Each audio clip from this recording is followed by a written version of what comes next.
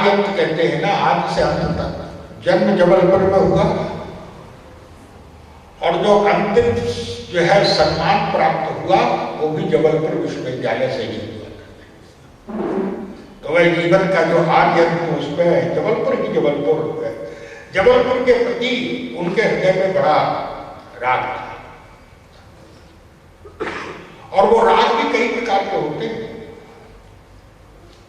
लेकिन उनके मन में जबलपुर के प्रति एक जो पारिवारिक राग होता है जिसको, तो मैं आप सभी के प्रति अपना हार्दिक नमन करता हूं। सबसे पहले मैं बधाई दूंगा भैया रोहित जी दुबे, आज उनका जन्मदिन है।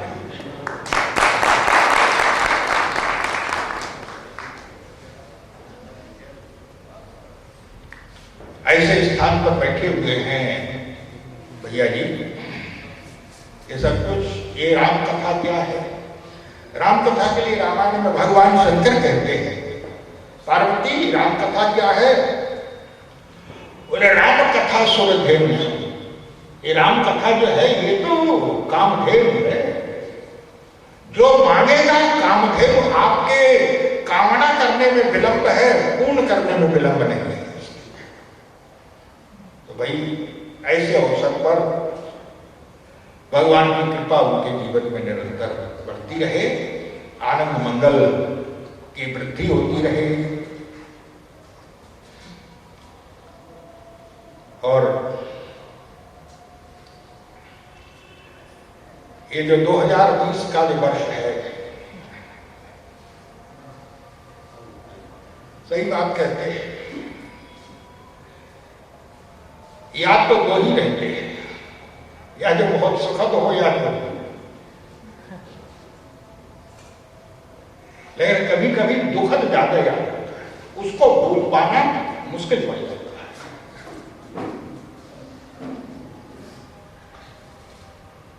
किंतु फिर भी भगवान की कृपा, अगर भगवान की कृपा पर विश्वास किया जाए तो निश्चित रूप से भगवान शंकर यही कहते हैं, बोले राम कृपा ना संसबर होगा। जब भगवान की कृपा होती है तो उसकी कृपा से जो है सारे के सारे जो है वो रोग नष्ट हो जाते हैं। उनको ये समझ लीजिए, आजकल वो मैं हिंदी अर्थ नहीं जानता हूँ उसका, जो इम्यूनिटी क्या होता सब कहते हैं कि वो बढ़ाई है रोग, उसका अर्थ जो है रोग प्रतिरोधक क्षमता है।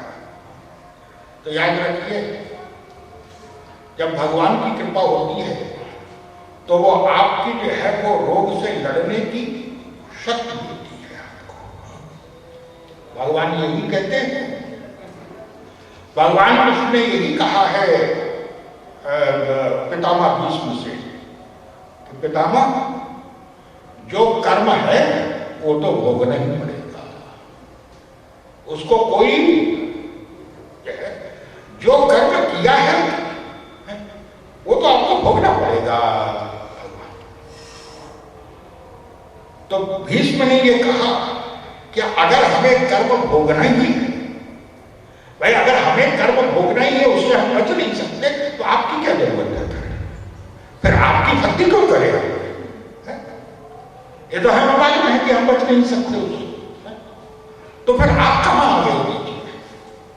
इसको थोड़े आवाज थोड़ा कम कर देंगे, थोड़ा कम कर देंगे, मेरी आवश्यकता है। क्यों? तो पितामह भीष्म से भगवान ने यही कहा, जो कर्म है वो तो आपको भोगना पड़ेगा, इसमें कोई संदेह नहीं। लेकिन जब भक्त के जीवन में कर्म आता है तो मैं जो है भक्त और कर्म के बीच में मैं खड़ा हो जाता हूं। कर्म तो आए उसके जीवन में, लेकिन मैं हमेशा धैर्य और सहन शक्ति के रूप में उसके जीवन में, उसके हृदय में विराजमान हो जाता हूं। तो कई बार परिस्थितियां तो वही होती हैं, एक ही परिस्थिति, लेकिन एक ही प्रकार की परिस्थिति सबके जीवन में होते हुए भी कुछ लोग घबरा जाते हैं और कुछ लोग उसका मुकाबला करते हैं। तो जो मुकाबला करते हैं, याद रखिए वो कहीं ना कहीं है तो भगवान उनके हृदय में बैठे हुए हैं, वो सहन शक्ति दे रहे हैं। भगवान कहते हैं कि धैर्य और सहन शक्ति के रूप में विराजमान करता था उसके। जो कर्म है, कुछ ऐसे कर्म होते हैं जिनके लिए कहते हैं, कहा जाता है कि भाई अब ये जो वस्तु है, ये जो रोग है, ये दैवीय है, इसको जो है वो सारे समाज पर, सारे विश्व पर एक साथ आया हुआ है। ये दैवीय, इसको दैहिक, दैविक, भौतिक जो कहा गया है, ये दैविक प्रकोप है। लेकिन दैविक प्रकोप से बचने के लिए भी उपाय है। बचने के उपाय वही है कि दैविक प्रकोप जो होगा तो फिर भगवान ही उससे रक्षा कर सकते हैं, रक्षा कर भी रहे हैं भगवान। वैसे हमारे देश के लिए तो अगर देखें, हमारे देश की आबादी भी इतनी ज्यादा है। विदेशों में जिनके पास कम आबादी है और स्वास्थ्य के हिसाब से, चिकित्सा के हिसाब से जिनके पास जो है वो असीमित साधन है, उन साधनों में हम कहीं भी नहीं टिकते। उन देशों में क्या दे सकेंगे? जहां विश्व में स्वास्थ्य सेवा नंबर 1 और नंबर 2 पे है, वहां ही सबसे ज्यादा लोग मरेंगे। आप कल्पना मत करिए, यदि कहीं वो स्थिति हमारे देश में आ गई तो अकल्पनीय बात हो जाती। तो ये जो भगवान रक्षा कर रहे हैं, ये भगवान ही तो है। और भगवान एक शक्ति दे रहे हैं, लेकिन इतनी भगवान से प्रार्थना जरूर करें कि जो है वो 2000 जो है वो जाए ही नहीं, 2000 को जो है बोले विस्मृत भी करा दे। भाई विस्मृति में तो भगवान देते हैं, ऐसा नहीं कि इस पर हमारे गुरु जी से एक सज्जन ने कहा कि महाराज जैसे बच्चा पैदा होता है तो अच्छा व्यक्ति जो है, बच्चा पिछले जन्मों का जो है वो सब समाप्त हो जाता है, विस्मृत हो जाता है। तो उन सज्जन ने कहा कि महाराज कितना अच्छा हो कि अगर भगवान स्मृति देते, हम पिछले जन्म में कहा कैसे थे, क्या है, कितना अच्छा हो। तो हमारे गुरु जी तो बड़े प्रेमी जगत पहले, तो उन्होंने कहा भले मानुष, एक ही जन्म की याद रहती है और एक ही जन्म की स्मृति में इतने दुश्मन तुमने बना लिए हैं, अगर पूर्व जन्म की याद होगी तो जो है किसी से बात कर पाओगे क्या? जिंदा रह पाओगे क्या?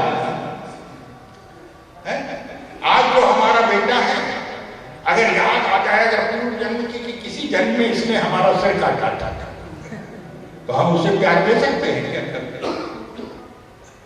ये विस्मृति भी भगवान की बहुत बड़ी कृपा है। इसी आप देख लीजिए, कई लोग ऐसे स्वभाव तो होते हैं, कोई मध्य घटना हो जाए, कोई जाती है, कोई अपनी घटना हो जाए, कुछ हो जाए, खैर कहा सुनी हुई अलग हो गई, सब कोई बात नहीं। जिससे ये बात विवाद हुआ उससे हम ना हमारा कभी भेंट हुई ना उसके कोई ना लेना ना देना कुछ। अगर 25 वर्ष बाद भी अगर अचानक कहीं वो मिल गया तो वही 25 वर्ष पुरानी बात को लेकर फिर से झगड़ा शुरू हो जाए। अरे भाई, जब 25 वर्ष तक जो है भूले हुए तक कुछ नहीं हुआ तो उसको जो है फिर से जो है तो उसके जो है वो पानी डाल रहे हैं, उसको क्यों बड़ा कर रहे हैं? जो भगवान ने समय दिया है उसको, तो भगवान ये 2020 जाए ही नहीं, विस्मृति नहीं देते भगवान कुछ ऐसा। जिनको अभी हमारे ब्रह्मर्ष जी कह रहे तो संदर्भ दूसरा था, लेकिन अगर भगवान से प्रार्थना करती है तो यही कि जो 2020 का जो समय जो निकला है, ये हमारे जीवन के आयु के खाते से अलग करते हैं। ये जो है, लेकिन भगवान भरोसा रखना चाहिए। गोस्वामी महाराज कहते हैं मेरे जीवन में तो केवल एक ही भरोसा है। क्या? एक भरोसा, एक बल, एक आशा विश्वास। एक भरोसा है, एक विश्वास है, एक ही आशा है। बोले एक भरोसा, एक बल, एक आशा विश्वास और स्वाति सलिल रघुवंश मणि, एक राम घनश्याम हित चातक तुलसी। ये विश्वास जीवन में, और निश्चित रूप से आप याद रखिए, अगर आपके जीवन में विश्वास है तो भगवान अवश्य पूर्ण करेंगे। जब आपके जीवन में विश्वास ही नहीं है तो भगवान को क्या जरूरत करिए अपनी पूर्ण करें। तो वही भगवान से प्रार्थना करते हुए अब प्रसंग के रूप में पिछले वर्ष जो मानस के प्रारंभ से भगवान शंकर की कथा पिछले वर्ष चली थी, तो कुछ लग तो ऐसा ही रहा है कि वह पिछले वर्ष शंकर भगवान शंकर के विवाह गुरुप्रेम तो थे, तो भाई ये साल भर तो ये समझिए कि साल भर भगवान ने कहा होगा कि हमारे बरातियों का भी स्वागत करते हैं, ये भी रहेंगे ही साथ। लेकिन अंत में भगवान उनको स्वागत करते हैं। पिछले वर्ष शंकर जी का चरित्र, लेकिन याद रखिए बहुत सी जो चीजें होती हैं उनमें दुखद स्मृतियों को भी सुखद बनाना ये हमारा कार्य है। अगर दुखद है और हम भी दुख जो है उसके ऊपर पाल रहे तो हमारी क्या विशेषता है? वे हमारे जो संस्कार हैं उनकी क्या विशेषता है? अगर सामने वाले ने ही जो है हमें प्रभावित कर दिया तो हमारी क्या विशेषता है? हमारी विशेषता तो तब है, याद रखिए, हमारे जो पूर्वजों के जो ग्रंथ के जो संस्कार है, रामायण यही थोड़ी पढ़ाती है कि जैसा है केवल वैसा अगर दुख है तो रोते रहो, सुख है तो एकदम खिलखिलाते रहो ना। रामायण में कहा गया है क्या? बोले सुख हर्षहि दुख जन विलखाहि। जो व्यक्ति सुख के समय अगर ज्यादा जो है वो आनंद मना रहा है और दुख के समय अगर रो रहा है तो वो पूर्ण पुरुष नहीं है, पूर्ण व्यक्ति नहीं है। तो बोले वो जो वस्तुता जो है वो परिस्थिति से जो है वो प्रभावित हो गया, परिस्थिति जैसा चाह रही है वैसा न जा रही है। उसको विशेष कौन है? बोले सुख हर्षहि दुख जन विलखाहि और दुःसम धीर धरे मन माहि। महान वो है जो दोनों परिस्थितियों में बिल्कुल धैर्यता से जो है मुकाबला करता है। जीवन में धैर्य यदि है तो याद रखिए, अगर धैर्य है जीवन में तो कोई भी परिस्थिति होगी, धैर्य अंत में उस परिस्थिति से निकाले ही ले जाएगा आपको। माता कौशल्या ने यही कहा था महाराज श्री दशरथ से, इतनी बड़ी विपत्ति परिवार में। माता कौशल्या ने यही कहा, महाराज चिंता मत करिए, क्यों हमें जानते हैं राम का वियोग कोई साधारण नहीं है। राम वियोग अयोध्या का पालू, राम का वियोग अपार समुद्र है, इसमें कोई संदेह नहीं है। लेकिन कौशल्या ने कहा कि महाराज उस अपार समुद्र को पार करने के लिए कुछ उपाय हो सकते हैं। हम सामने वाली परिस्थिति को देख करके जो है वो जो घबरा जाए उसको लेकर नहीं, अगर परिस्थिति है तो उपाय भी है, समस्या है तो समाधान भी है, रोग है तो औषधि भी है। बोले समस्या से घबराने की आवश्यकता नहीं है, तब बोले जिस ईश्वर ने समस्या दी है उसी ईश्वर ने समाधान भी दिया है, उस समाधान तक पहुंचने की चेष्टा करनी चाहिए। और समाधान यही है, बोले राम वियोग प्रयोग अपालू, लेकिन बोले धीरे धैर्य तब पाएंगे। अगर धैर्य रखेंगे तो सब पार हो जाएगा। कोई चिंता की बात नहीं। बोले राम प्रयोग प्रयोज अपारू, और ये जो अपार समुद्र है इसमें बोले 14 वर्ष का, 14 वर्ष की जो सीमा है वही जहाज है। एक आशा तो लगी हुई है ना, 14 वर्ष की आशा तो लगी हुई है ना, तो वही जहाज। और जितने अयोध्या के नर नारी हैं, जितने स्त्री पुरुष हैं, जितने भी जो है हमारे रिश्ते नातेदार सगे सब जो है वो सब इस जहाज पर चढ़ गए हैं। तो बोले सबके जीवन में समस्या है, दुख है, लेकिन ये जो जहाज है इसके मल्लाह आप हैं, राजा आप हैं, प्रमुख आप हैं। और महाराज अगर कहीं मल्लाह ही घबरा जाए तो घूमना निश्चित है। बोले कर्ण धार तुम और अवधि जहाज, 14 वर्ष का जहाज है आप।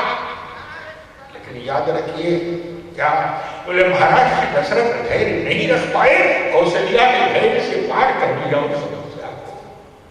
कौशल्या ने होता उल्टा है, माताओं के मन में जो है भावुकता अधिक होती है, संवेदनशीलता अधिक होती है, लेकिन यहां बोले पिता नहीं रख पाया उसको। माता कौशल्या ने धैर्य से उस समस्या, व्यक्ति के जीवन में समस्या को देख करके घबराना नहीं चाहिए। बोले समस्या आते ही इसका अभिप्राय है, देखिए याद रखिए, अगर समस्या है तो कहीं ना कहीं ईश्वर ने समाधान पहले दे दिया है, बस केवल खोजने की आवश्यकता है। इसलिए निश्चित रूप से भगवान ने पार कर ही दिया है, वह पार कर ही रहे हैं भगवान उसको, और उसका जो है उस दुखद स्थिति को सुख में परिवर्तित करने का। कई बार ऐसा होता है कि भाई तत्काल तो दुख होता है, लेकिन बाद में फिर उन चीजों को याद करके भी एक जो है समय करता है चीजों को। तो भगवान के चरणों में प्रणाम करते हुए शंकर जी से प्रार्थना कि महाराज अब अपने ये भूत प्रेतों को कैलाश तक ही सीमित रखिए, बाहर से समेटिए।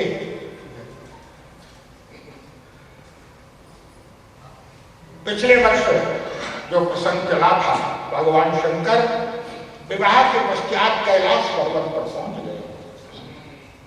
कैलाश पर्वत पर भगवान शंकर, एक वृक्ष है, बरगद का वृक्ष है, उस बरगद के वृक्ष के नीचे भगवान शंकर एक दिन बैठ गए जाकर।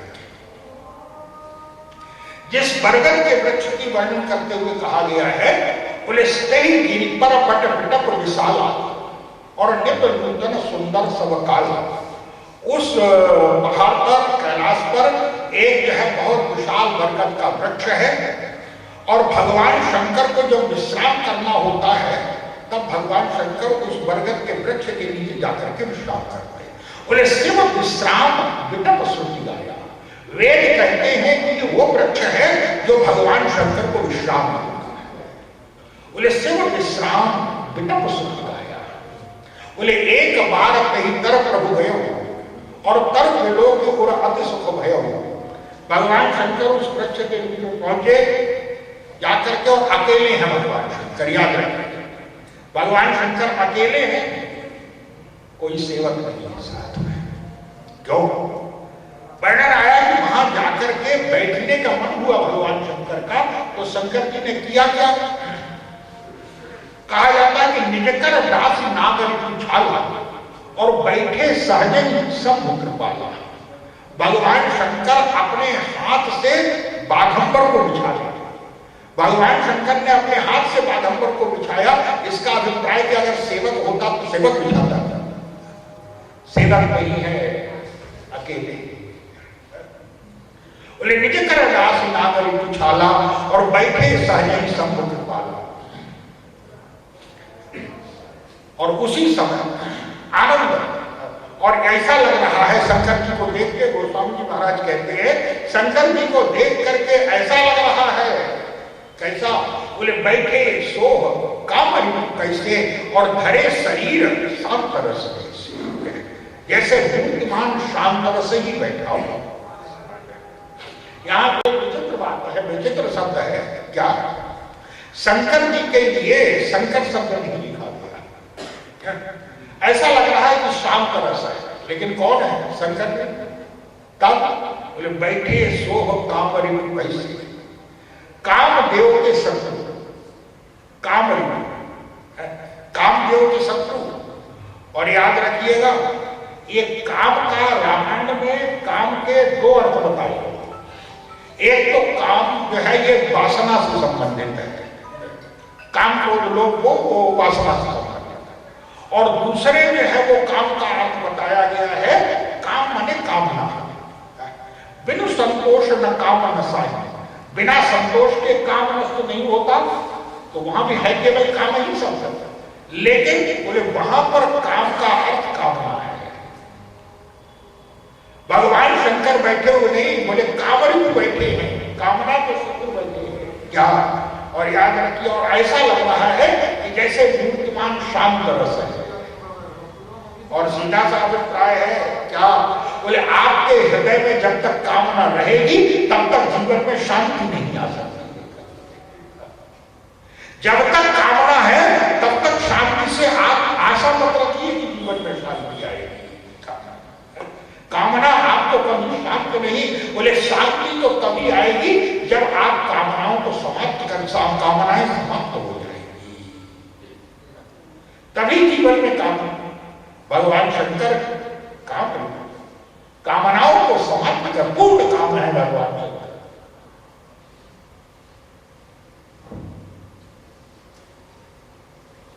बैठे सोह कामरी कैसे और धरे शरीर शांत रस जैसे। पार्वती जी ने देखा, पार्वती जी तुरंत पहुंच गई। पार्वती जी ने सोचा कि इस समय जो है पार्वती पहुंच गई। पार्वती जी ने जाकर के प्रणाम किया, पार्वती भला अवसर जाने, और गई शंभु वही मातु भवानी। जाकर के बोले जाए शंभु पद वंदन। जैसे ही प्रणाम किया बोले जाने प्रिया आदर आइए आइए, मैं तो आप ही की प्रतीक्षा कर रहा हूं। और इतना कह करके भगवान शंकर उठे और उठ करके किया क्या? बोले जो है पार्वती जी के लिए अपने बाएं हाथ में आसन बिछा दिया। बोले बाम भाग आसन हर दीना, शंकर जी ने दिया है आसन, ये सम्मान। बोले जान प्रिया आदर अति दीना, और वाम भाग आसन हर दीना। इसी स्थान पर, इसी वृक्ष के नीचे एक बार भगवान शंकर और बैठे थे। और उस समय बोले उस समय भी जो है वो प्रणाम किया था आकर के। आज पार्वती जी ने किया है, उस समय सती जी ने किया था। और सती जी ने प्रणाम तब किया था जब भगवान शंकर सती जी का मन से परित्याग करते थे।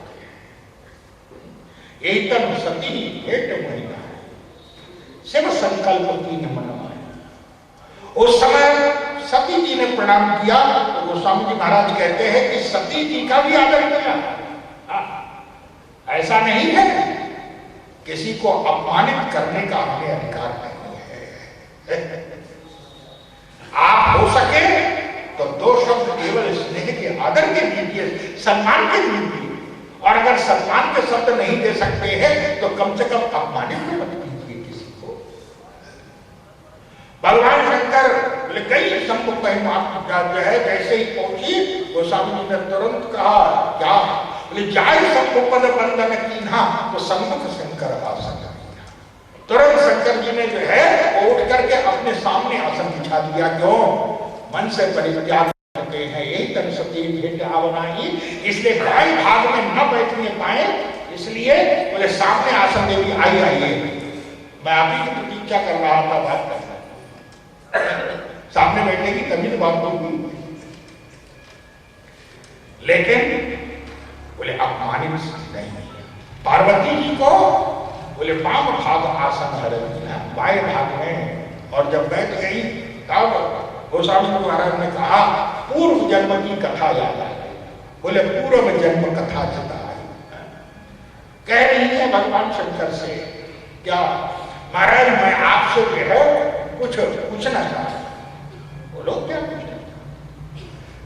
शंकर जी से कहा पार्वती जी ने, महाराज जो लोक कल्याणकारी कथा है श्री राम की, मैं वो सुनना चाहता हूं। कथा तो सकल लोक हितकारी और सोई पूछन के हसैल कुमार। ये नहीं कहा कि मैं सुनना चाहता हूं, याद रखिएगा वह शब्द जो है वहां पर ये शब्द नहीं है कि मैं सुनना चाहता हूं। तो बोले जो लोक कल्याणकारी कथा है उसको ये शैलपुत्री सुनना चाह रही है, पर्वत की बेटी सुनना चाह रही है। ये क्यों कहा? शैलपुत्री क्यों कहा? सीधे क्यों नहीं कहा कि मैं ना? क्यों? इससे पूर्व जन्म में दक्ष की बेटी थी सती। तो मानो पार्वती जी का विरोध था क्या? महाराज आपने दक्ष पुत्री को तो सुनाया नहीं कभी, लेकिन शैलपुत्री को तो सुना देंगे ना। महाराज याद रखिए कई चीजें भगवान शंकर ने जिस समय रामचरितमानस की रचना की उस समय पार्वती का जन्म नहीं हुआ है, याद रखिए। रज महेश की भी मानस राखा उस समय सती है, लेकिन सती को नहीं सुनाया। बोले रज महेश ने जो मानस राखा और 22 समूह शिवा समूह राखा।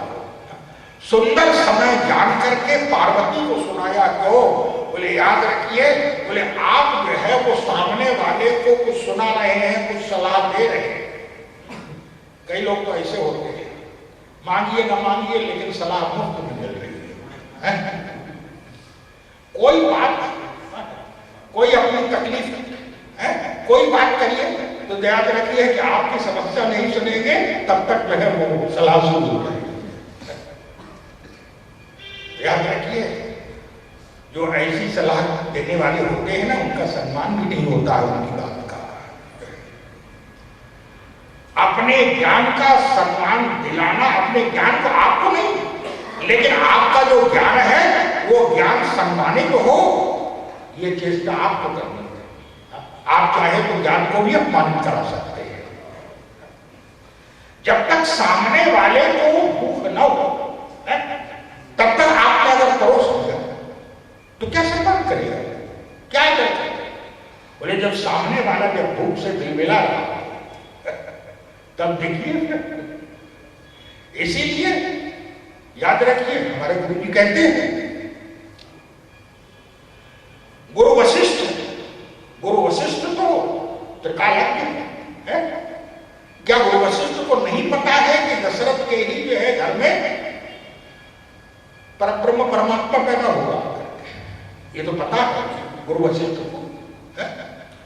ब्रह्मा से इसी शब्द में उन्होंने जो है ब्रह्मा की इसी शब्द पर गुरु वशिष्ठ ने रघुकुल का कुल पुरोहित गुरु बनना स्वीकार किया। जब ब्रह्मा से पूछा भगवान श्री राम के जो पूर्वज है द्वारा की इच्छा कि मैं अपने कुल का कुलगुरु किसको बनाऊं, तो उस समय ब्रह्मा ने कहा कि तुम मेरे मानस पुत्र वशिष्ठ को अपना कुलगुरु बना। वशिष्ठ जी के पास गए। वशिष्ठ जी साधन तपस्या में लीन रहते। वशिष्ठ जी ने मना कर दिया कि ये है हम इस चक्कर में है कौन है, ये उचित नहीं है। क्यों? लोग ऊपर हो। जिस समय विश्वास गए तब सोचने लगे, बोले ऊपर हो हित्य कर्म अभिमंदा एक पुराण स्मृति करने है। हमेशा जो है जो भगवान की स्मृति में समय व्यतीत करना है वो हमेशा ही जो है वो केवल लौकिक कार्य। वशिष्ठ ने कहा कि नहीं, कह दो जाकर कि मैं इस चीज को नहीं, मैं तो अपने त्याग तपस्या में ही। ब्रह्मा के पास गए लौट करके कि उन्होंने तो मना कर दिया। ब्रह्मा ने कहा कि अच्छा उसे मेरे पास भेज दो। गए वशिष्ठ। ब्रह्मा ने कहा कि वे इतना बड़ा त्याग कर रहे हो, किसके लिए कर रहे हो इतना बड़ा त्याग?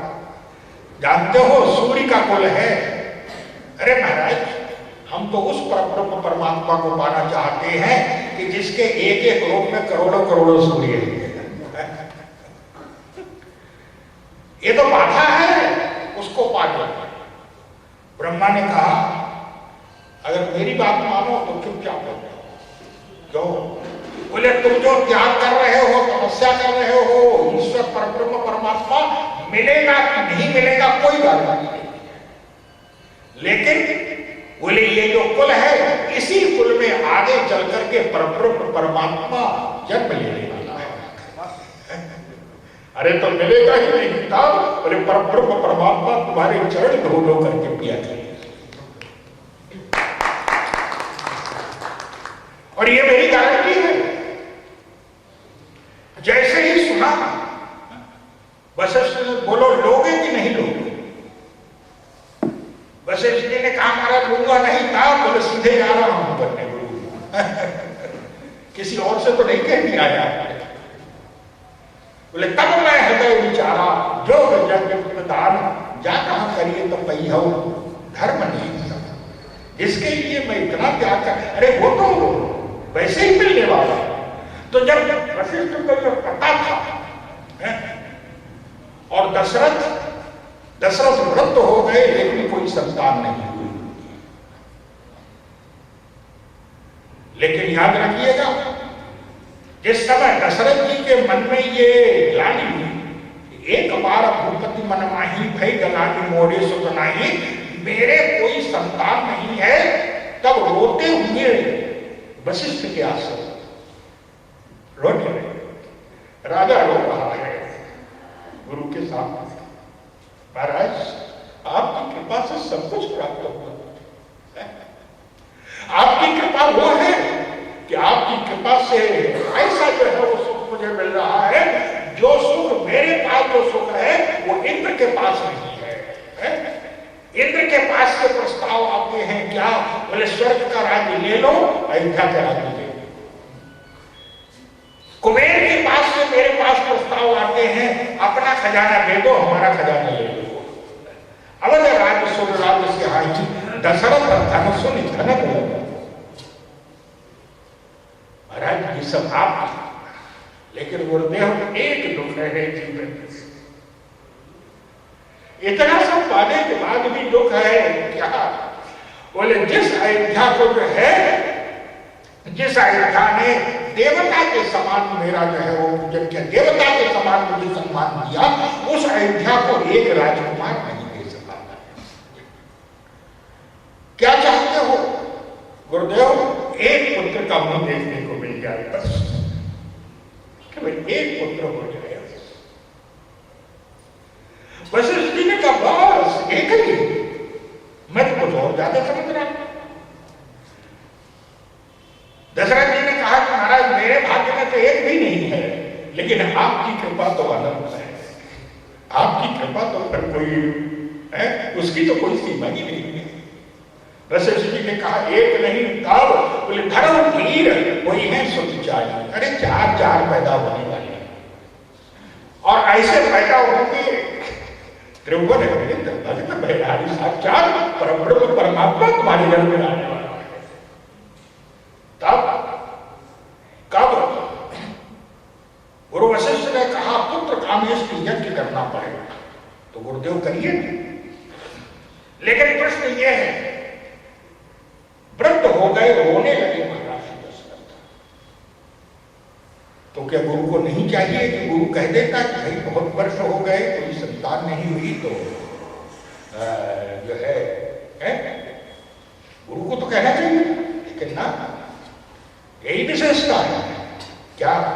बोले हमारे पास शक्ति है, लेकिन हमारा जो ज्ञान है, याद रखिए हमारा ज्ञान जो है वो अखंड है। हमारे ज्ञान में जो है वो कहीं कोई बाधा नहीं आ सकती हमारे ज्ञान में। लेकिन बोले सामने वाले को भूख तो लगे, अगर हमने बिना भूख के परोस दिया उसको, तो याद रखिए वो हंसी में उड़ा देगा उसके लिए। जिस दिन रोने लगे महाराज से दशरथ, चिंता मत करो, क्यों? बोले समय आ गया है, सारी व्यवस्था गुरु ने कर दी। लेकिन याद रखिए, बोले सलाह भी तब तक मत दीजिए जब तक सामने वाला आपसे सलाह ना मांगे। जब सामने वाला सलाह, याद रखिए, तब आपकी जो विचार है, आपका जो ज्ञान है, उसका सम्मान होगा। नहीं तो अपने ज्ञान को भी अपमानित करा देंगे। इसलिए व्यक्ति के जीवन में जब तक कि वो परिस्थिति ना आए, सती जी को भगवान शंकर ने कभी नहीं सुनाया, पार्वती जी को सुनाया। बोले पायस समौ शिवा समधा, पार्वती जी को सुना और पार्वती जी को भी सुनाया। कब? बोले पार्वती जी जो है विवाह के पश्चात पार्वती जी आई तो स्वामी महाराज कहते हैं स्वामी कार्तिक का जन्म हुआ। स्वामी कार्तिक के जन्म के बाद तब एक दिन एकांत में पार्वती जी बैठी जाकर के पूर्व जन्म की कथा याद आ गई। पूर्व जन्म कथा चित आई। शंकर जी से कहने लगी महाराज, बोले कथा जो सकल लोक हितकारी सोई पूछन जहा। महाराज ये सही कुमारी पूछना चाहती है। क्यों?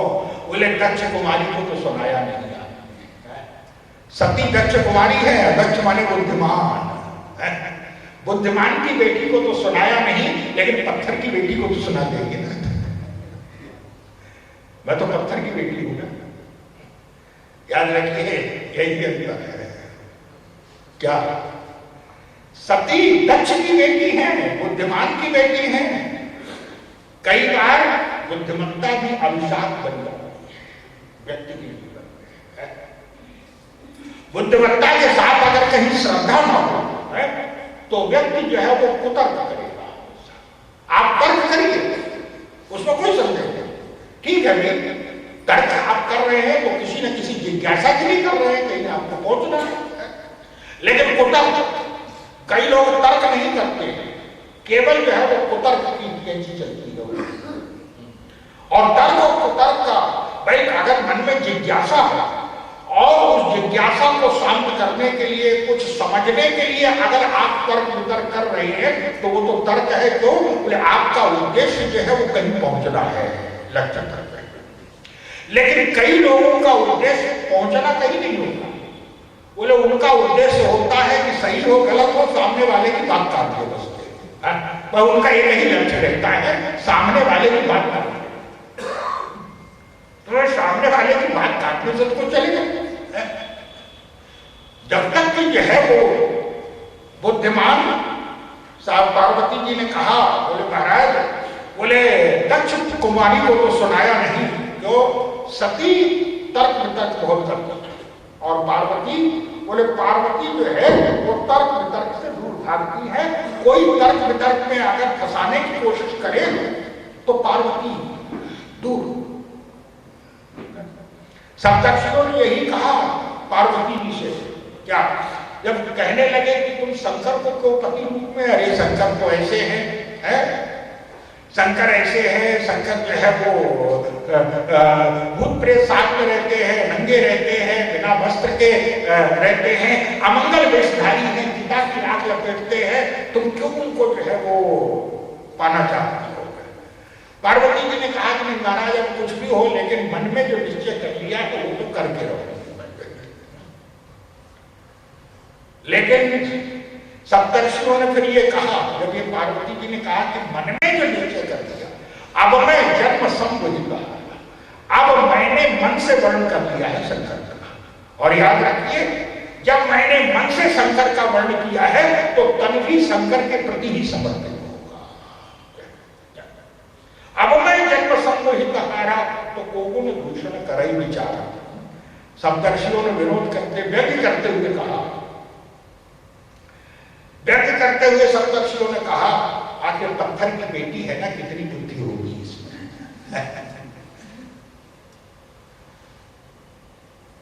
सब यही था। बोले सुनो तो वचन विषय विषय गिर संभव होगी, अरे पत्थर की बेटी है, कितनी बुद्धि होगी। पार्वती जी हंसने लगी और हंस के पार्वती जी ने जो जवाब दिया, एक तो व्यक्ति को गुस्सा आ गया, अच्छा हमें मूर्ख, पत्थर की बेटी मतलब मूर्ख। और ये व्यक्ति सुनना भी चाहता है, चाहे कितना ही बड़ा मुल्क हो संसार का, लेकिन ये सब कुछ नहीं सुनना चाहता है। पार्वती जी ने देखी है, आनंद लेने की वृत्ति होती है? सामने वाला कह रहा है कि पत्थर की बेटी है, कितनी बुद्धि होगी।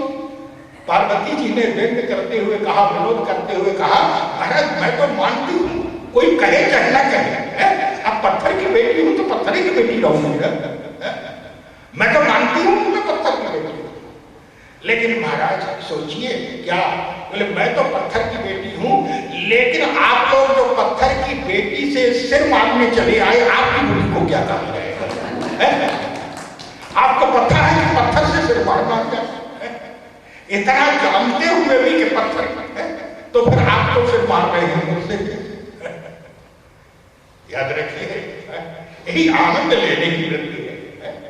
नहीं तो बुरा भी मान सकते थे, नहीं सामने वाले ने जो कहा वो गलत तो नहीं कहा। पार्वती जी हर वस्तु को, पार्वती की श्रद्धा, और याद रखिए कथा जो है वो यहाँ पर केवल बुद्धि के द्वारा नहीं सुनी जा सकती है। तब बोले कथा तभी जो है वो सुनने का अधिकारी होता है व्यक्ति, जब हृदय में श्रद्धा होती है। पार्वती जी श्रद्धा स्वरूपा है, भवानी शंकर वंदे श्रद्धा विश्वास होगी। पार्वती की श्रद्धा स्वरूप है, श्रद्धा जब होगी तो श्रद्धा के पात्र में ही राम कथा आ सकती है। पार्वती जी को भगवान शंकर कथा, पार्वती जी ने प्रश्न किया, महाराज बोले सोई पूछन क्या शैल कुमारी कथा जो सकल लोक हितकारी। प्रश्न किए, महाराज आप मुझे प्रथम कारण कहो विचारी, निर्गुण ब्रह्म सगुण निर्गुण सगुण कैसे? पुनि प्रभु कहो राम अवतारा, बाल चरित पुनि कहो, कहो जथा जानकी विवाही और राज प्रदा सोभूषण, मन बस की नहीं चरित अपारा, कहो नाथ जी रावण मारा, राज वैद्य तीन्ही बहुलीला, सकल कहो शंकर सुख। और अंत में कह दिया, महाराज मैंने जो कुछ ना पूछा होगा वो भी सुना। क्यों? बोले मेरी बुद्धि तो छोटी ऐसी भी नहीं है, लेकिन आपका तो क्या पूछ रहा है महाराज, आप तो साक्षात समुद्र हैं। आप बोले जो प्रभु मैं पूछा नहीं हो और सो दयाल राखो जनी, आप छिपाइए ना। पार्वती जी कथा सुनाने लगे भगवान शंकर, और कथा सुनाने के लिए गोस्वामी महाराज ने कहा, भगवान शंकर ने एक क्षण के लिए ध्यान किया। शंकर जी बोले हरे ही रामचरित सवाई, ध्यान किया भगवान शंकर। और ये ध्यान क्यों किया? लेकिन विचित्र बात है, भगवान शंकर ध्यान करते हैं तो संसार में कथावाचक भी जब कथा कहता है तो पहले ध्यान करता है। लेकिन याद रखिए सांसारिक व्यक्तियों के ध्यान में और भगवान शंकर के ध्यान में अंतर है। कहो, बोले भगवान शंकर भीतर गए और सांसारिक कथावाचक भी भीतर जाता है, लेकिन अंतर है। बोले सांसारिक कथावाचक जो है, सांसारिक व्यक्ति तो वो तो केवल संसार में फंसा हुआ है, उसका मन बुद्धि शरीर सब संसार में ही दिन भर दौड़ रहा है। जब कथा कहने बैठता है उस समय ध्यान के माध्यम से अपने को जो है वो साक्षात परब्रह्म परमात्मा से जोड़ देता है, एक तार से जोड़ देता है। ध्यान के माध्यम से अपने अपने जो लगाम है वो भगवान के हाथ में सौंप देता है। वो तो भीतर जाता है भगवान से संबंध बनाने के लिए। और शंकर जी बोले, शंकर जी को संबंध बनाने की जरूरत है क्या? अरे शंकर जी तो एक क्षण कल्पना नहीं, शंकर जी भला कहीं, शंकर जी तो हमेशा जो है तुम पुनि राम राम दिन राती और सागर जपहु अनंत आराती। शंकर जी तो एक क्षण के लिए भी कभी नहीं, तो फिर शंकर जी को भीतर जाने की क्या आवश्यकता है? शंकर जी तो राम में ही जो है वो रुके हुए नहीं। शंकर जी कहे क्यों? बोले साधारण वक्ता जाता है अपने को ईश्वर से संबंध बनाने के लिए, ईश्वर से जोड़ने के लिए। और शंकर जी भीतर गए, जो भगवान से प्रार्थना की, महाराज श्रोता बाहर बैठा हुआ है, अभी आप यहां से निकलिए तब तो हम बाहर जाएंगे, कथा कहें। सांसारिक व्यक्ति संबंध जोड़ने के लिए बनाता जाता है। और शंकर जी बोले शंकर महाराज थोड़ी देर आप भी जो है आप दूध पे लीजिए, तब तक है सामने वाले को कथा तो कभी नहीं, तो मन तो आप ही में लगा रहेगा, और जब मन आप पे लगा रहेगा तो कथा तो बिना मन के कहीं नहीं जा सकती। भगवान शंकर भीतर गए, बोले मगन ध्यान रस दंड है, भीतर जाकर के ध्यान किया। और जब भगवान से कहा, भगवान ने कहा देखो भाई कथा हो चाहे ना हो, लेकिन इतना बढ़िया घर मुझे कहाँ मिलेगा है? और एक बार अगर जो है मन पसंद घर आज घर पसंद आ जाए तो फिर कोई निकलता है, आज तो किराएदार निकल ही नहीं सकता जो है आपको। भगवान ने कहा भाई मुझे तो अब मैं तो जाऊंगा नहीं, तो महाराज कथा हो चाहे ना हो। तब वो स्वामी महाराज कहते हैं क्या, बोले सांसारिक व्यक्ति सांसारिक कथा वाचक जो है मन को भीतर ले जाता है, लेकिन शंकर जी भीतर नहीं, तब बोले मगन ध्यान रस दंड जो और पुनिमन बाहर। शंकर जी ने मन को बाहर निकाल दिया। क्यों? बोले कथा जो है अगर मन आप ही में लगा रहेगा तो कथा क्या होगी, बोले श्रोता को कथा भी तो सुनानी है, इसलिए शंकर जी बाहर निकलते हैं। बोले मगन ध्यान रस दंड जुग पुनिमन बाहिर कीन रघुपति चरित महेश तब हर्षित बरनाई। और शंकर जी ने कथा सुनाते हुए याद रखिए बहुत सुंदर बात कही शंकर जी ने। क्या प्रारंभ किया, पार्वती तुम्हारे जीवन में कोई समस्या नहीं है, तुमने जो संदेह किया है ऐसा श्री राम ने क्यों किया, ऐसा श्री राम ने क्यों किया है, ऐसी बात नहीं है। लेकिन हाँ एक बात मुझे तुम्हारी अच्छी नहीं है। बोले एक बात नहीं मोह सुहानी, और मैं जानता हूं वो तुम नहीं बोल रही, तब तुम्हारे मुंह से कोई दूसरा ही बोल रहा है। पार्वती जी ने कहा महाराज मुंह तो मेरा ही है, बोलूंगी भाई और कौन आ गया? नहीं मैं जानता हूं। क्या? बोले एक बात नहीं मोह सुहानी और जगत मोह बस करूं भवानी। तुम नहीं बोल रही थी, मोह बोल रहा था। क्या? बोले तुमने मुझसे ये कहा कि ये बताइए महाराज तुम जो कहा राम को गाना और जय गाव हरे मुनि ध्याना, तुमने जो ये कहा कि जिनका जो है वेद पुराण और मुनि जो है जिन राम का ध्यान करते हैं ये वही राम है कि दशरथ सुत राम? ये जो तुमने कहा पार्वती जानती हो ऐसे शब्द अनर्गल शब्द कौन कहते हैं? और इतने बुरे शब्द कहे शंकर जी ने उस समय, ऐसे बुरे शब्दों से पार्वती जी को पुकारा। बोले कहां सुने ऐसा अधम नर जो महान नीच होते हैं, सबसे पहले श्रोता को उपाधि दी नीच। कहां सुने ऐसा अधम नर और ग्रसे के मोह पिसाया, मोह रूपी प्रेत जिनको पकड़ लेता है।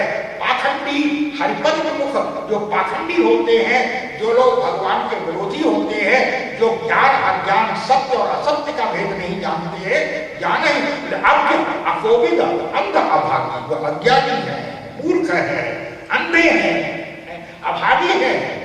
अज्ञ अकोविद अंध अभागी काई विषय मुकुर मन लागी, कहीं के वेद असम्मत वाणी।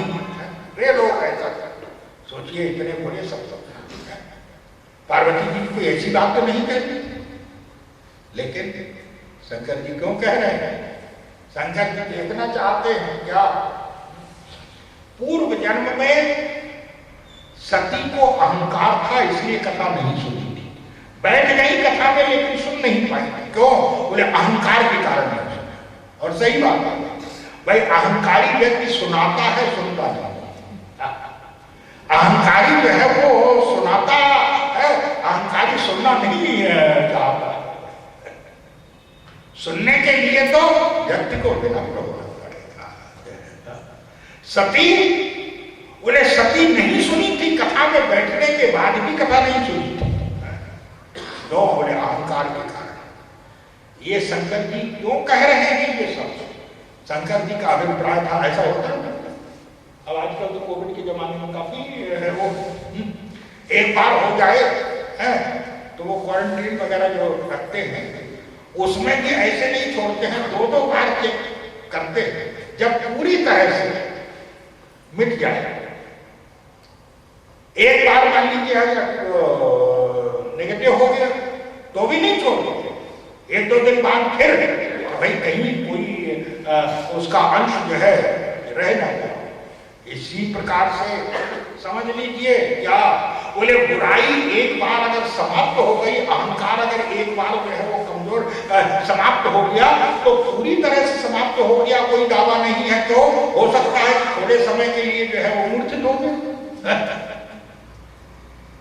इसलिए उसके दोबारा से संकल्प जांच कर रहे हैं कि कहीं पूर्व जन्म का अहंकार बचा तो नहीं। तो ये द्वारपाल है वैकुंठ के, बाहर खड़े रहते, द्वारपाल हरि के प्रिय गो, जय और विजय जान सब को। एक दिन इन लोगों से भूल हो गई, क्या बोले, सनक सनातन सनत कुमार ये तो नित्य ही जो है वो आते जाते रहते थे, अक्सर जो है वो वैकुंठ में दर्शन करने आते जाते हैं। लेकिन एक दिन की बात है कि जैसे ही सनक सनातन सनत कुमार जाने लगे, द्वार के भीतर इन्होंने छड़ी लगा कर रोक दिया। और जब रोक दिया उस समय क्रोध आ गया ऋषियों को, और ऋषियों ने क्रोध में आकर के कहा, बोले तुम वैकुंठ में रहने हो। क्यों? वैकुंठ का अभिप्राय है, याद रखिए, ये जो देश की जो नागरिकता मिलती है ना, वैकुंठ की भी नागरिकता है, हर देश की नागरिकता है। वैकुंठ की नागरिकता, वैकुंठ का अभिप्राय क्या है? बोले वैकुंठ का अभिप्राय है जहां जो है वो कुंठा का अभाव, कुंठा रहित है, जहां कोई कुंठा ही नहीं। क्यों? हम लोग सब जो है कुंठा लोग हैं, ये मृत्यु लोग क्या कुंठा ही लोग तो है। किसी में काम की कुंठा है, किसी में क्रोध की कुंठा है, किसी में लोभ की, किसी में मद की, किसी में मोह की, किसी में अहंकार की है। ये सब हम लोग जो है वो कुंठाओं से भरे हुए हैं। लेकिन वैकुंठ का अभिप्राय है कि जहां कुंठाओं का अभाव है, किसी प्रकार की कुंठा नहीं है। लेकिन इनको शाप दे दिया। क्यों? बोले तुम वैकुंठ में रहने की बात हो। क्यों? इनमें कहीं ना कहीं कुंठा आ गई, इन्होंने रोक क्यों दिया? इन लोगों को जो है सनातन सनत कुमार को रोक क्यों दिया? तो कहा जाता है कि ये जो द्वारपाल है, भगवान के लोक में जो रहता है वो भगवान का ही स्वरूप बन करके रहता है। जैसे भगवान चतुर्भुज है तो वहां जो रहेगा वो चतुर्भुज रूप में रहेगा। भगवान शंख चक्र गदा पद्म लेकर के तो वहां जो रहेगा वो उसी रूप में रहेगा। गोस्वामी जी महाराज जिस समय गीधराज जटायु को मुक्त किया भगवान ने, तो गीधराज जटायु को भगवान ने वही मुक्ति दी है, जिसको सारूप्य मुक्ति बोलते हैं। बोले गीध देह करी धरि हरि रूपा, भगवान का स्वरूप धारण कर लिया। बोले गीध देह करी धरि हरि रूपा, भूषण पट पीत अनुपा, श्याम गात विशाल गुणचारी, अस्तुति करत नैन परिवारी। भगवान का लोक वो है, भगवान सबको अपने समान बना के रखते हैं। चाहे कोई सेवक हो वो भी भगवान का ही स्वरूप धारण करता है, भगवान के समान। और यही विशेषता है। क्या? बोले भगवान की दृष्टि में कोई छोटा बड़ा नहीं है। क्यों? बोले स्वामी वही है जो अपने समान ही सेवकों को भी बना दिया है उसने। लेकिन इनके मन में कुंठा का अभिप्राय क्या? कई बार ऐसा होता है, और याद रखिए हमारे गुरु जी कहते हैं, देखिए स्वामी के प्रति ईर्षा होना स्वाभाविक है, सरलता से हो सकती है। स्वाभाविक नहीं, सरलता से हो सकती है स्वामी के प्रति। गुरु के प्रति ईर्षा होना सरलता से हो सकती है। क्यों? बोले जब आप गुरु के सामने रह रहे हैं, गुरु के पास रह रहे हैं, तो याद रखिए, स्वामी तो सारी वस्तुओं का उपभोग कर रहा है। सेवक बनना इसीलिए कठिन है ना। क्यों? सेवक की विशेषता ये होती है कि स्वामी को तो सारे भोगों को उपलब्ध कराता है। सारे भोगों की व्यवस्था स्वामी के लिए जो है सारे भोग उपलब्ध कराता है, लेकिन बोले स्वामी को उपलब्ध कराते हुए भी जो है वो स्वयं उन भोगों से दूर रहता है। तो उसके जीवन में उसका जीवन कठिन है। गुरु के सामने, गुरु के प्रति ईर्षा, इसे रामायण में कहा गया क्या? बोले जैसन गुरु सन ईर्षा करे।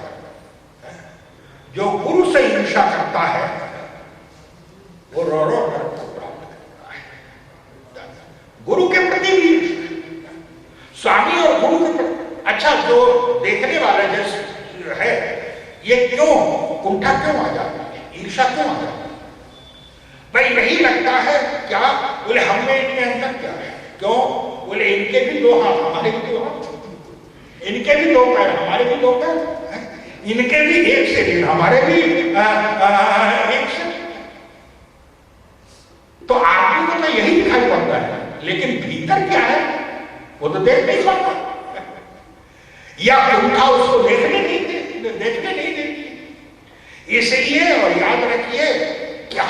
बोले ईर्षा जो निकट वाले होते हैं उनसे होती है, जो दूर है दिखाई नहीं दे रहे हैं उनसे क्या ईर्षा होती है? उनसे क्या ईर्षा होगी? ईर्षा तो उन्हीं से होगी ना जो बिल्कुल दिखाई दे रहे हैं हमारे निकट वाले। और गुरु और स्वामी से बढ़कर के निकट कौन होता? लेकिन इनके मन में ये भाव आया क्या? बोले जो आता है सब स्वाभाविक रूप से जो भगवान का दर्शन करने आ रहे हैं वो दौड़ते हुए चले आ रहे हैं। भगवान के लिए जो है वो लोग एकदम से जाकुल की तरह भीतर चले जा रहे हैं। और ये जो कहा जाता है दोष केवल सेवक का ही नहीं है। भगवान राम तो कहते हैं क्या? भगवान राम कहते हैं बोले अगर स्वामी से अगर अपराध, सेवक से अगर अपराध हो जाए, बोले भृत्यापराधे सर्वत्र बड़े। रामराज्य की व्याख्या है, रामराज्य में नियम था क्या? बोले भृत्यापराधे सर्वत्र स्वामी नो दंडयिष्यति। अगर सेवक से अपराध हो जाए तो उसका दंड उसके स्वामी को मिलना चाहिए। जैसे वर्तमान युग में भी थोड़े रूप में राष्ट्रपिता महात्मा गांधी, अगर आश्रम में रहने वाले किसी व्यक्ति से कोई भूल हो गई तो उस दिन वो व्रत करते थे, भोजन नहीं करते थे। अब ये तो समझ नहीं आ रहा, लेकिन नहीं। क्यों? बोले हमारे आश्रम में हमारे स्थान में रहते हुए अगर हुआ है, इसका अभिप्राय है कि स्थान में जो वातावरण जो है प्रदूषण आ चुका है, तो कहीं ना कहीं भूल तो हमारी है। भगवान ने कहा मेरे सेवकों में आ गया, इसका अभिप्राय कहीं ना कहीं भूल मेरी है। तो अगर ये 3 जन्म लेंगे तो मैं 4 जन्म लूंगा इनका कल्याण करने के लिए। भगवान शंकर कहते हैं बोले द्वारपाल हरि के प्रिय दोहु, जय और विजय ज्ञान सब कोहु। इस प्रकार से जो है 3 जन्म लिए। पहला जन्म लिया हिरण्याक्ष और हिरण्यकश्यप का। भगवान ने हिरण्याक्ष का वध किया, शुकर का अवतार लेकर के, वराह अवतार लेकर के। हिरण्यकश्यप का वध करने के लिए और प्रहलाद की रक्षा करने के लिए नृसिंह का अवतार लिया। उसके पश्चात जो है कुंभकर्ण और रावण बने जाकर के श्री राम अवतार में। फिर द्वापर में शिशुपाल और दंतवक्र बने। ये कृष्णावतार में भगवान ने 4 अवतार लेकर के कल्याण किया। लेकिन पार्वती जी ने कहा महाराज भगवान के द्वारा वध होने पर यह मुक्त क्यों नहीं हुए? जब हिरण्याक्ष और हिरण्यकश्यप का वध कर दिया तो शंकर जी ने कहा इसलिए नहीं हुए। क्यों? बोले इसलिए नहीं हुए क्योंकि ऋषियों ने शाप दिया था 3 जन्म लेने पड़ेंगे इनको। तो इस प्रकार से आगे की कथाएं भगवान शंकर सुनाते हैं। संपूर्ण रामायण किस प्रकार से जो है वो कथाएं सुनाते हैं, इसकी चर्चा जो है वो पुनः कल आज इतना ही। आज आप लोगों से जो है एक विशेष आरती बाद में होगी। उससे पहले आज हमारे नगर के एक महान समाज सेवक, प्रतिष्ठित लब्ध प्रतिष्ठित व्यक्ति श्री रामगोपाल जी अग्रवाल, रामकिशोर जी अग्रवाल जो है, उन्हें आज जो है भगवान ने अपनी शरण में उनको स्वीकार किया है, भगवान की शरणागति आज उनकी हो गई है। इस लौकिक शरीर के जो है आज उनकी स्मृति में आप लोग दो चार बार जो है वो मेरे साथ भगवान नाम का स्मरण करेंगे।